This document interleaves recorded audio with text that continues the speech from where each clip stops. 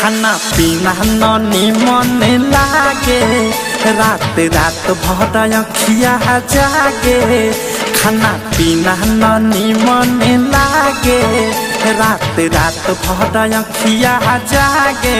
हो कैसे आई कर्फ्यू वाला गन पूरा टाउन में, कैसे आई कर्फ्यू वाला गन पूरा टाउन में। दिल्ली में फंस गइल बानी धानी हो लॉकडाउन में, दिल्ली में फंस गइल बानी धानी हो लॉकडाउन में। बहरा में फंस गइल बानी धानी हो लॉकडाउन में।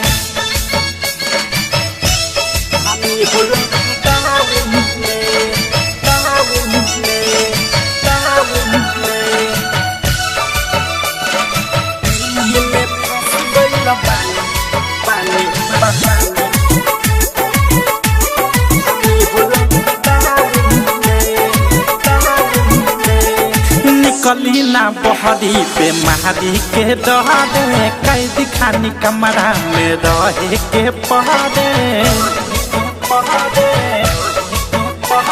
निकली ना बहरी पे महारी के डरे, कैदी खानी कमरा में रहे के पहरे। सुतल सुतल हमर मनौ पियाला, घूमेला पुलिस हवा गली मोहल्ला, गली मोहल्ला हो गली मोहल्ला, गली मोहल्ला हो गली मोहल्ला। टहलल माना भइल बाटे बगल के ग्राउंड में, टहलल माना भइल बाटे बगल के ग्राउंड में। दिल्ली में फंस गइल बानी धानी हो लॉकडाउन में, दिल्ली में फंस गइल बानी धानी हो लॉकडाउन में। बहरा में फंस गइल बानी धानी हो लॉकडाउन में।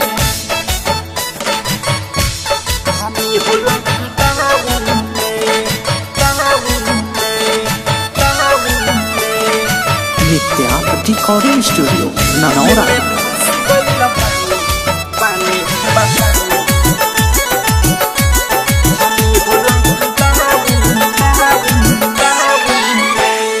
बस गाड़ी बंद पूरा बॉर्डर सील बा, का कहीं जाना हमारे आफत में दिल बा।